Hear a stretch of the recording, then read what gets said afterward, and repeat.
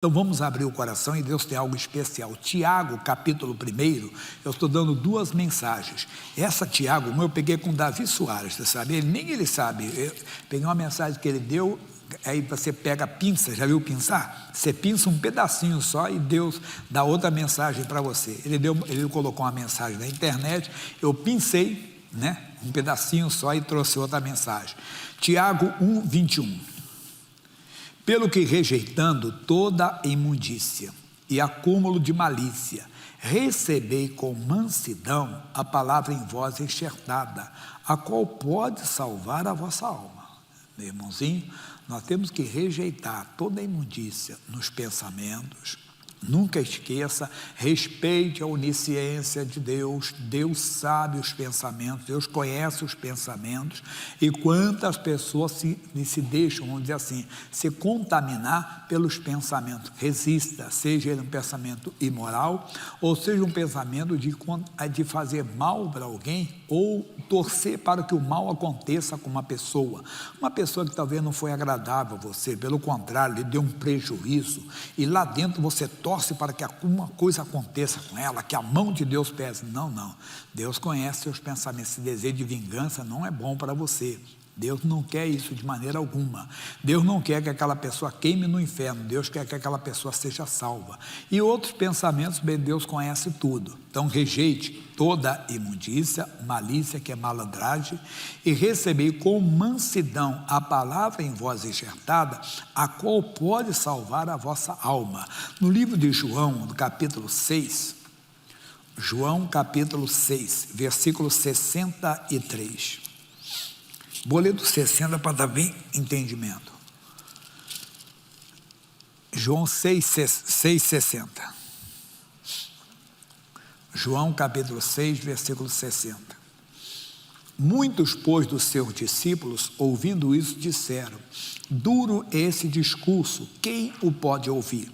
Sabendo, pois, Jesus em si mesmo que os seus discípulos murmuravam a respeito disso, disse-lhes: isso vos escandaliza? Que seria, pois, se visseis subir o Filho do Homem para onde primeiro estava? Atenção para o nosso versículo. O Espírito é que vivifica, a carne para nada aproveita. As palavras que eu vos disse são Espírito e vida. Irmão, não rejeite a palavra de Deus. Ela traz a própria vida de Deus em nós. A palavra de Deus, ela é Emanuel, ela é Deus conosco. Um dia ela se fez carne, pessoa humana, e habitou entre nós. Não rejeite, mesmo que ela esteja te corrigindo, mesmo que ela esteja te repreendendo. Aquela palavra, ela tem poder para te salvar. Ela tem poder para curar suas enfermidades, ela tem poder para libertar você de qualquer opressão maligna, de qualquer opressão diabólica que as pessoas rejeitam.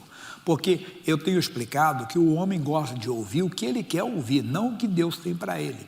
Lembra da brincadeira que eu falei? Que a pessoa pede uma palavra, Deus fala comigo, e tira lá um versículo da Bíblia: arrependa-te, pecador. Deus fala de novo.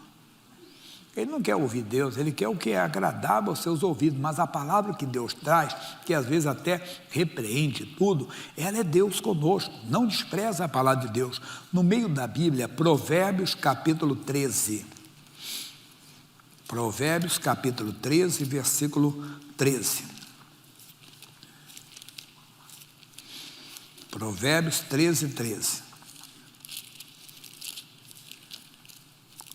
Diz assim: o que despreza a palavra, diga, perecerá. Vai perder, meu irmão, vai ser destruído. Mas o que teme o mandamento, complete você. O que é galardoado? Será recompensado. Temeu, não vou pensar mais isso. Não vou aceitar mais isso comigo. Deus conhece meus pensamentos, eu vou rejeitar. Não, Deus disse para não fazer, eu não vou fazer. Deus disse para fazer, eu vou fazer. Por quê? Porque você vai ser recompensado. Veja todas as pessoas que fizeram. Abraão saiu da sua terra, da sua parentela. Os pregadores costumam usar o termo assim, zona de conforto, né? E foi para um lugar que ele nem sabia onde que era, mas Deus mandou, então eu vou obedecer. Foi e obedeceu. Eu estou em São Paulo hoje. Deus pode usar a direção da igreja, me mandar para a Romênia, um exemplo. Pastor Hilton não vai mais para a Romênia, quem vai é o pastor Jair, pastor Hilton vai ficar aqui. Glória a Deus. Entende? Não tenho que murmurar, não tenho que reclamar, porque estou debaixo de autoridade. A Bíblia não diz: deixa toda a alma submissa às autoridades. Então eu estou debaixo de autoridade. Se a autoridade para ir para um lugar, eu vou com alegria, servir ao Senhor com alegria, apresentar-vos Ele com cântico. É como eu tenho dado para vocês: amai os vossos inimigos. Como é que eu posso amar aquele monstro? Mas o que é amar? Amar não é beijinho no rosto, não. Amar é querer bem. Quer dizer, mesmo que a pessoa tenha sido um monstro para você, você tem que querer o bem dela, Deus, que ela se converta. Esse é o bem. Que ela se arrependa, que ela te conheça, que ela tenha um encontro verdadeiro contigo, que essa pessoa venha se reconciliar se é um desviado, ou que venha ter um encontro, quer dizer, se não é um salvo. É assim que temos que fazer, não desprezar a palavra que em nós foi enxertada, porque aquela palavra é a vida de Deus em nós. Vamos voltar no Novo Testamento, lá na segunda carta de Pedro, capítulo 1, versículo 4. Segunda de Pedro, capítulo 1, versículo 4. Lá no finalzinho, a Bíblia é Apocalipse, Judas, João, Pedro. Primeira de Pedro, capítulo 1, segunda de Pedro, capítulo 1, versículo 4. Diz: pelas quais Ele tem nos dado grandíssimas e preciosas promessas, para que por elas, pelas palavras, pelas promessas, fiqueis participantes de quê? Da natureza divina. Então a palavra em nós enxertada é a vida de Deus em nós. Essa palavra, entenda bem, nos faz participantes da natureza divina, que a pessoa não entende. Todo mundo gostaria daquele momento. Você não, está amarrado, sou de Deus, é a natureza divina. Você não entende. A pessoa diz: puxa, parece que ele tem sangue de barata, não, ele tem o sangue de Jesus. Por isso que ele não deseja o mal para a pessoa, mesmo que aquela pessoa tenha feito uma maldade muito grande contra ele. Tenha feito, ele não entende. É como Jesus na cruz, os homens debochando, os filhos de Deus, aí, vai aí. Vai, perdoa, porque eles não sabem o que fazem. Os samaritanos não receberam Jesus. João e Tiago, dois bem próximos de Jesus: Senhor, vamos orar para descer fogo do céu. Rapaz, vocês não sabem de que espírito sois? O Filho do Homem não veio para destruir a alma dos homens, veio para salvar. Veja o Senhor Deus falando com Jonas para ir a Nínive e avisar a Nínive que ela seria destruída se ela continuasse com aquela maldade. E o Jonas não quis: mas como eu vou pregar para os ninivitas, o povo que massacrou Israel, o povo que humilhava Israel? Mas Deus queria salvar. E quando Deus revelou todo o plano de seu Jonas, não teria eu misericórdia, porque o Jonas chorou por uma aboboreira, um pé de abóbora que nasceu de um dia para outro, de uma hora para outra nasceu. O Jonas estava num sol escaldante, aquilo fez uma sombra para ele descansou debaixo daquela sombra. De repente aquela aboboreira murchou. O Jonas ficou chateado, e Deus disse: você ficou chateado pela morte da aboboreira, que você não plantou, você não fez nada, ela nasceu do nada para você. E eu não teria misericórdia de 120 mil almas que lá estão, que não conseguem discernir o bem e o mal? Olha como é que é o amor de Deus. E se você conhecer a história dos ninivitas, eles eram cruéis, mas Deus queria salvá-los. É a natureza divina.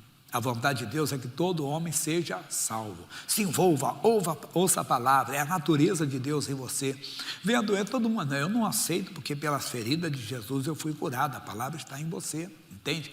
Você não se encurva. Aí ele diz mais, diz: e havendo escapado da corrupção que pela concupiscência há no mundo.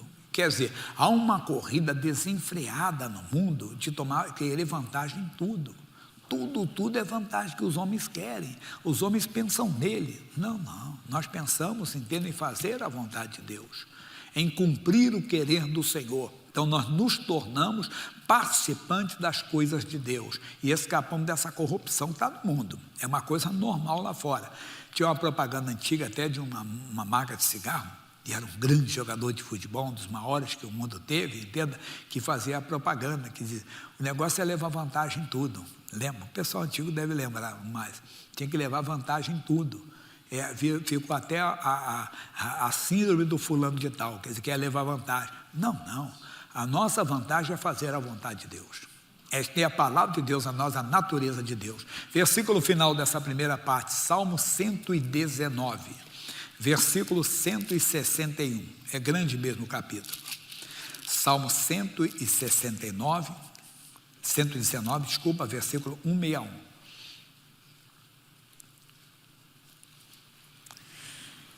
Príncipes me perseguiram sem causa. Os poderosos do mundo nos perseguem. Perseguem o evangelho, irmão. Perseguem. Fazem maldade, falaremos isso bastante na segunda parte. Sem motivo algum. Mas diz aqui, mas o meu coração, diga, temeu a tua palavra, respeitou a tua palavra. Não temas, porque eu sou contigo, vou respeitar a onipotência de Deus. Olha o 62, folgo com a tua palavra, como aquele que acha um grande despojo. Quer dizer, eles se alegravam quando recebiam aquilo que eles tiravam do inimigo. Não nós.